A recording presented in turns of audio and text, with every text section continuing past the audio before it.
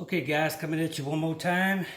Wanted to come back and show you a thing I hadn't tried to do before. Is it's a beef ribs, but not only a beef rib, it's a 5-boner. So I'm gonna try my luck at this today. I'm gonna start off cooking it on a big green egg. Plan this to stay about 225 degrees until the meat tells me it's done, pretty much. Normally that should break out around 200, 205, 208, somewhere around in there. But let's cut the small talk. Let me show you what I got. Hey guys, I done got gloved all up and ready to go. As you can see what I have right here, this is the Angus beef rib, beef short rib, beef rib, however way you want to call it. As you can see, it's got 1, 2, 3, 4, and 5. 5 bones here. First time we're trying one of these guys. But hey, we're going to give it a shot today. Just having a little fun on a good football Sunday. So I'm not going to get real fancy with the seasoning. I'm going to stay pretty straight with a good Stanley rib rub. Okay guys, we back out here at the green egg. This meat been sitting a while. Got better, closer to room temperature actually. I got the bark, got it all shaved up like it needed to be. The green egg is sitting over here at 375, just about like we needed to be. We're going to go ahead and get the meat set on there and close it down and see what we got. So first a burper. Make sure ain't no gosh wind coming out. You can see the smoke coming out of it pretty good.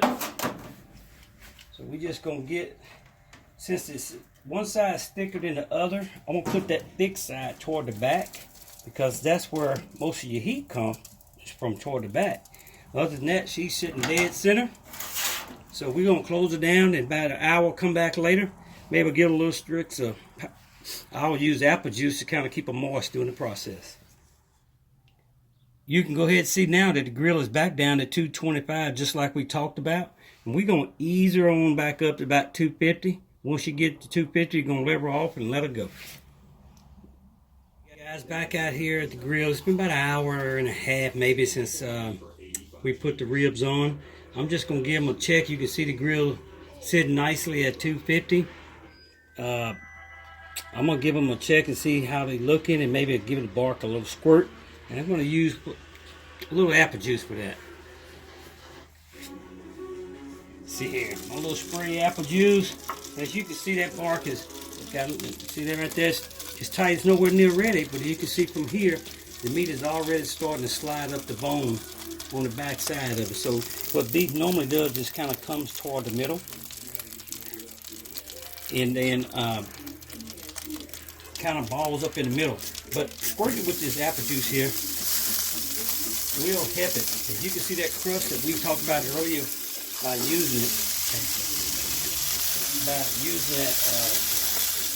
stainless, you can see the crust that it's starting to make already over the top. So I'm going to give it a good bath on this first one.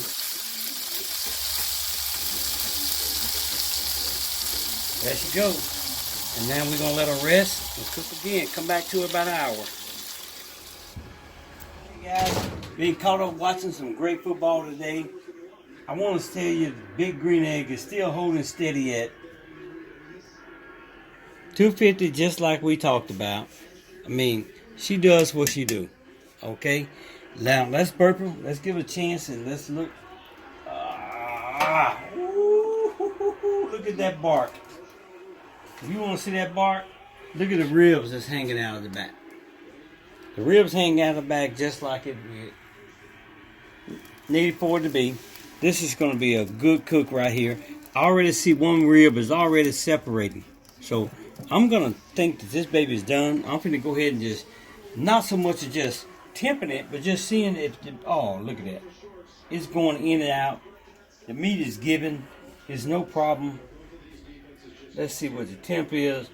See that, with this piece of beef here, it pretty much just tells you how well the beef is, but just by pulling it out. It's really good. It's really, really, really, really great. So let's just see what it temps at. She got no resistance at 196.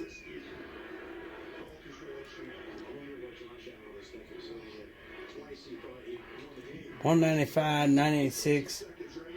No resistance. There goes another temp at what? on the other end, 177. It's not at that 205 mark, but I'm telling you, there's no resistance in this beef. It's ready to go. This piece of meat is done. We're getting ready to take it off. I'll come back at you as we get ready to give it a cut and let you guys see what it looks like. This is great. Here we go. Here's our finished product. You know, we had a big green egg set at 250. She rocked alone. It really took about, well, I let her run about 5 hours. You know, you can judge how you want it before, you know, you want it longer or less. But it looked like we ran about 5 hours. But I want you to see that the broth on the top of the meat is just as we planned for it to be. Good color. It's firm. But also, you can see the meat pulling from the bone. I'm going to turn this around so you can see just all the way around that meat is just sliding up the bone. Okay? That's really good. That's what you really want to see. This is a good piece of beef. So what I'm going to do, I'm using my prized possession here, my dad's knife. So we're going to cut one end from the thick end, and we're going to also cut one end from the small. So this side was thinner than that side. Okay? So you want to say, okay, how was the even cook? But with remember the big green egg, we put the thicker side toward the heat side, and the thinner side was further back. So it would be, you know, a different kind of heat going to each one of them. I think it would level it out. But the cut would tell us everything we need to know.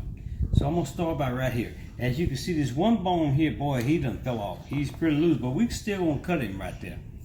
We're going to go ahead. She's been resting for about 20 minutes. Ooh, that knife is sharp. Look at that. Oh my gosh. Look at that. Look at that beef. Look at that beef. Now, before I do anything else, I'm gonna just get this piece of meat off here. I'm gonna just squeeze and let you see the meat. You see that juice? Ooh, that's sweet, and I'm telling you, it's tender, it's soft. So I'm gonna get the knife and I'm gonna cut the small side right here. Boy, having a right knife is everything, fellas. I'm telling you, get yourself a good knife. Look at the meat. Look at this smoke ring here. Look at the beef. Look at that juice just running. That tell you it's sweet. Just mashing it tell you squeeze all can get out. So here it is, that beef rib. You know, I'm gonna cut it right here dead center. Let's see what we got. Ooh, I can't help. I'm just going all out. I'm cutting it. Look at that right there. Look at the juices. Look at the juices, the sweetness of it. So here it is, a great cook once again, coming from your kitchen. We did it our way, a little different than what some do it. And I'm gonna tell you what, that fat part at the bottom that I left on there really just went away. I'm telling you, it don't make any sense to have to cut that off. Leave it on there. It cooks right away. And man, I'm telling you, cooking your beef ribs this way, you can't beat it. Back at you once again.